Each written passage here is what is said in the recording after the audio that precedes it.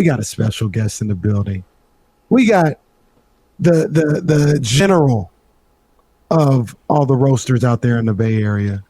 We got a guy that's came up in this game like no other. You know what I mean? What did Biggie say on Sky's the Limit? He went from ashy to classy. You know what I mean? That's what this guy is, man. Just one of the GOATs in the media business right now. My guy, both Joe, Butcher Boy Shasky. What's going on, Joe? What's up, man?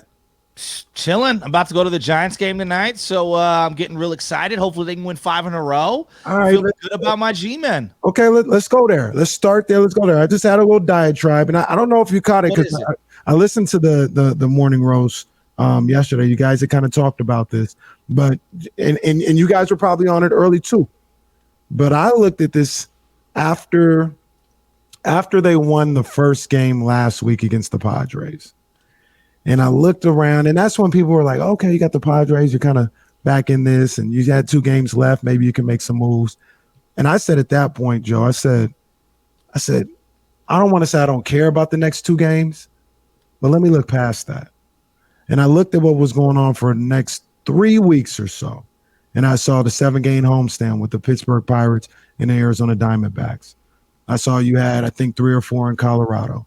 You got Minnesota. You got Detroit. And then if you handle business there, you got San Diego and Philadelphia coming in for a 6-game homestand when you start about September 1st. I said, look here, man. I said, look, if you can get me to 3 back by September 1st, I'm going to just take my chances. Get me to 3 back by September 1st. The first thing I said was, I was like, look, the 7-game homestand, I need at least 5. They're already 1 game off of that right now with 3 games left to play. We could get greedy and get 6 or 7, to be honest with you, if they're really handling business. But I said, at least give me 5 out of 7 for this homestand.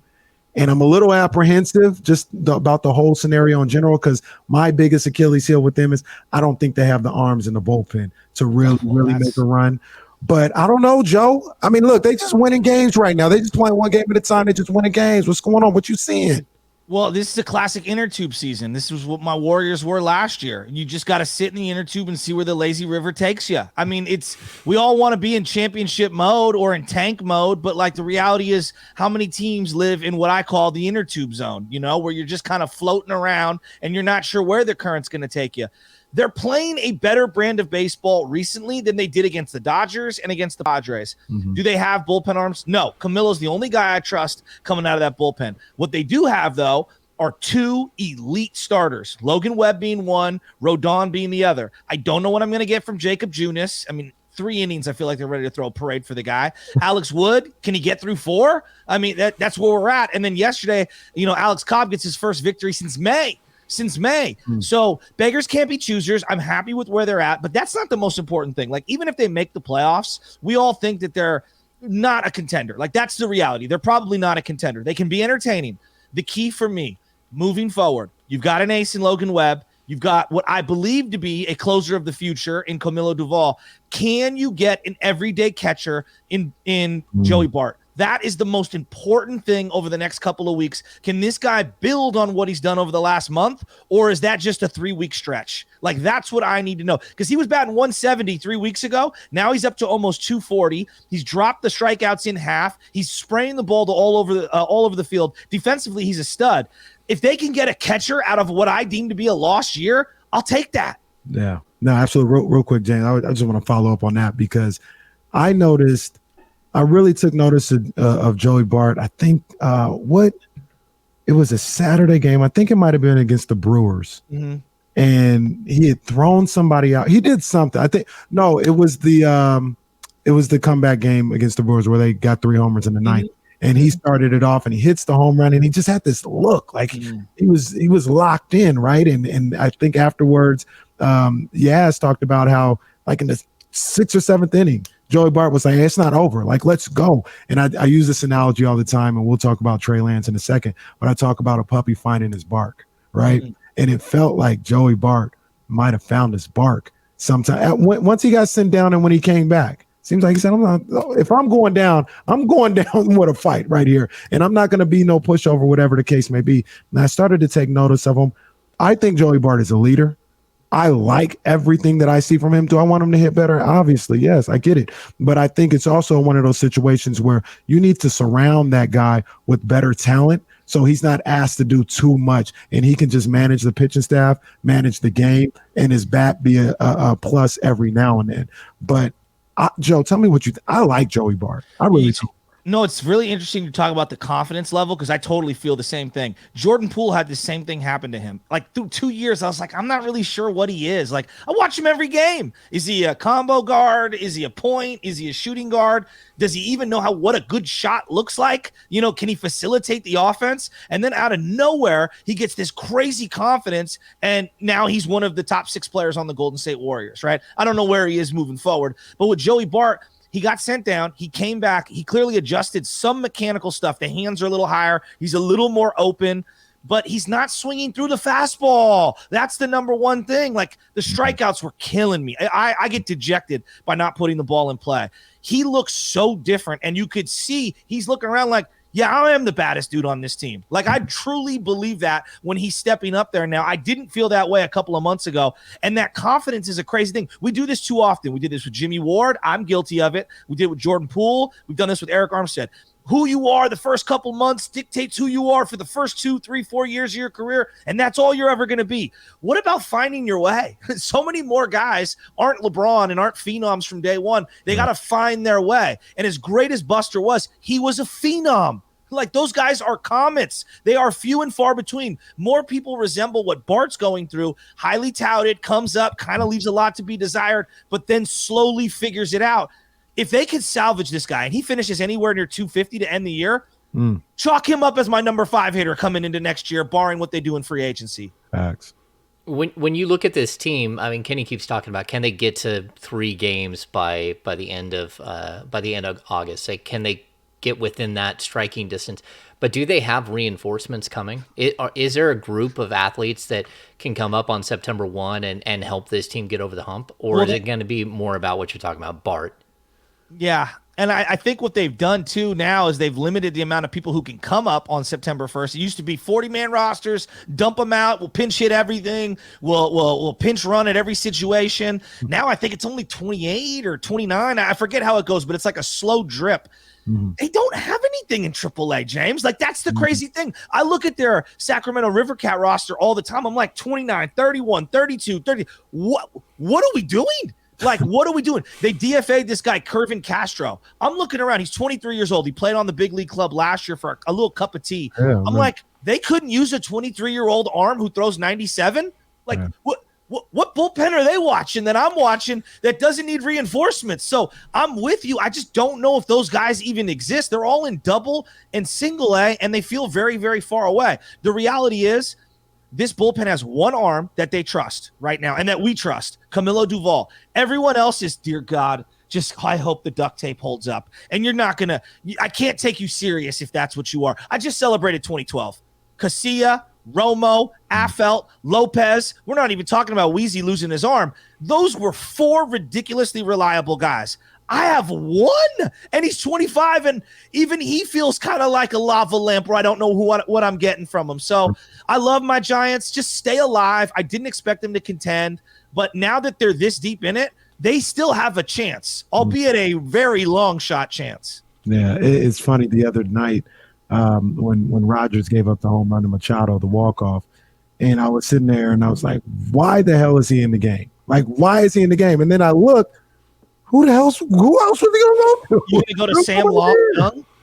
Sam Young, who had 2 innings all year before that point. Like, again, when you coach, Casey, I know you know this. I'm choosing from not a lot of good options. Like, that's you look down at the bench and you're like, damn it, who could throw 2 or 3 innings here, kids? And, like, that's what I feel like Kapler's doing, and that goes back to Farhan. I know we want to crush Kapler. To me, it's roster construction. How did you not acquire an arm at the deadline? Like, how? Everyone in baseball knew you needed a bullpen arm, so it kind of bugs me. Well, and that gets to the bigger picture, Butch, is like, and we got Joe Butcher Boy Shasky from 95.7 The Game, the morning roast, one of the hottest shows in the country, to be honest with you. I love listening to them every morning. That goes to a bigger point, right? So I went on this diatribe after the trade deadline. about what are we doing here in San Francisco? We're out here nickel and diamond, and we're talking about payroll. And I don't really even know who to point the finger at because I don't know if Farhan wants to do things and ownership isn't letting them or whatever the case may be. But sorry, James, no disrespect. We're walking around like we're the Oakland A's. When they're out here, Joe, they're not printing money now. They've been printing money for like the last 20, 25 years. All right. It is a fortress. The Giants are a fortress and they're running around like they're the A's or the Rays. And I'm like, well, what are we doing? We talk about the minor league system and the strength or lack thereof. What have we been doing for the last couple of years? You got resources out of the wazoo. Go build whatever you need to build in the Dominican Republic and these other places to get that pipeline going. Make sure you have the guys that you draft ready to go. And then let's not even get started on free agency. I mean, if they're not in on Judge this offseason, I don't even know what to say, Joe. I don't know what to say. Well, if you're not willing to spend the $400 or $500, whatever the million is going to cost to get Judge, I don't know what to say. Don't we all have that friend who stays single for way too long because he's way too picky? Like, everybody's got a little flaw. Like, believe me, I'm very lucky I'm married. I've got many flaws, and my wife overlooked lots of them, right? But, like, no one's perfect. And I feel like every time they hit free agency or there's a trade, he had a hangnail. And, I didn't like the way his nail polish look on that one hangnail. And so we're not going to give him $500 million. Let's overlook the fact that he hits 300 and is on pace to hit 70 home runs this year. And Aaron Judge, for example. Look, when you won World Series and you went from being a have-not and you built a stadium, won World Series, and now you're a have, I expect you to be in the top 5 perennially in payroll. If you look at the top teams in baseball right now, outside of the Blue Jays, top 8 spenders are all in the tops of their divisions. Almost every single one of them. There's a direct correlation. Now, do an Orioles pop up or Tampa Bay Rays? Of course they do. You got to be extremely bright and intelligent to be able to run those teams. You're the Giants, for crying out loud. How is your payroll less than the luxury tax bill for the Golden State Warriors? Okay? Like, to me, that is, I can't swallow that. And what I always hear is like, well, it's a business and you got to make money. Then sell the team, because these teams are going for $4, $5, $6 billion now. I don't want to hear that you can't afford a $22 million a year arm. Like, that is a drop of sand on the beach for this team. It drives me completely insane. This penny pinching thing, it's not going to fly. They have $120 or so million coming off the books. They will have $40 million on the docks, maybe $50 if arbitration goes in the player's way for next year. You better spend $120 to get up close to $175 in my terms for the overall team payroll. So forget Judge. Let's say they don't get Judge. Well, then go get me Correa at shortstop and go get me Josh Bell at first base. And also re-sign Rodon. Like, this is not a one-pronged thing. If I ask any casual baseball fan, what do the Giants need? Everything. Like, everything. Infield, outfield, starting pitching, bullpen, everything. So I don't care if there are flawed players out there and those are the only ones available. You need to pick up those flawed players, because I'm looking at 4A players in your bullpen who can't contribute. And so I'm sick of the platooning. I'm sick of the going with the matchups. They need studs. And it starts, for me, before you even hit free agency, re-sign Rodon. He's a great 1-2 punch. He's a left-handed power arm. If you're going to bring this kid Harrison up, I don't want a 20-year-old to be the number 2 in the rotation. I want Rodon to be the number 2, and I want to ease this 20-year-old into the rotation. Like, look at the situation Trey Lance is inheriting. Now look at the situation Zach Wilson's inheriting. Do you want to do that to one of your pitchers? No. You want to give them a soft, easy landing spot with tons of players around them so they're not being asked to carry a $5 billion corporation at 20 years old. So I'm totally over them telling me they don't have the money. They have the money. We've got enough merchandise. It's up and down Northern California. Spend it. Yes. When you're looking at that team, how much is it that you just can't compete with what the Dodgers and the Padres have? I mean, look at the Padres. It's not just that they're incredibly talented, but they're also super young. Like, you have to look at that. Like, how are you going to jump in the game? I mean, at least the Dodgers have some age to their roster, but the Padres don't. They're going to be like extremely good for a decade. You got to jump in the game with 2 feet. This isn't dabbling. I mean, especially if you don't have that type of player coming up through the minor league system that can change everything. So how do they do that? How do they compete? Yeah, to me, this is a very difficult question, but I pivot back to elite pitching. It neutralizes all great offenses. This has been a 180-year rule in baseball. Like, we all want to have murderers row, the 1927 Yankees. You look up, did you know Babe Ruth only had 4 World Series championships? You know why? Because they never had enough pitching. They never had enough pitching. And so I look at the Giants, they just hung 3 banners. Why? Because of pitching. 3 different aces. They obviously had the greatest catcher in the history of the organization and a brilliant mind behind the dugout in Bruce Bochy. So to me, I'm all in on pitching. That's why you let Gausman go. Okay, all right, I hear you. He's a righty. You could find another righty. You don't want to give him 120. I get that. What's the excuse for Rodon? The market is telling you it's $30 million for elite pitching. Give this man the $30 million. Yeah, year 4 and year 5 might suck, but that's an arms race. That's what the Padres would do. That's what the Dodgers would do, and that's the only way to neutralize those lineups as you wait for some of these younger players to come through. Because look, outside of Aaron Judge, there's not one other player who is going to change a lineup in free agency. There's Trey Turner and Correa and Xander Bogaerts. They are nice infield pieces, guys that are good table setters. There aren't 2 Manny Ramirez and Big Papi out there. They're just not. So to me, go with the pitching and stack your elite bullpen again and get back to an elite rotation. That's how you neutralize great hitting. Joe Butcher Boy Shasky preaching right now, taking us to church right now, talking about these San Francisco Giants. That's what I'm talking about. You can catch them every morning on the Morning Roast on 95.7 The Game. Now, Joe, let me switch gears a little bit here. And I'm trying to contain myself. I'm trying not to jump out the window right now when we talk about what's going on down in Santa Clara.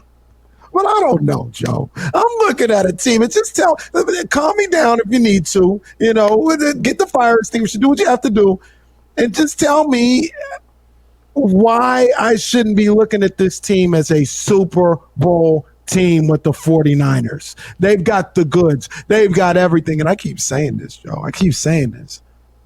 Everybody always got questions for Trey Lance, and we haven't seen nothing from him. And he's basically a rookie. He hasn't played meaningful football in 2 or 3 years or whatever. And I get all that, but nobody's asking the other side. What if Trey Lance is good?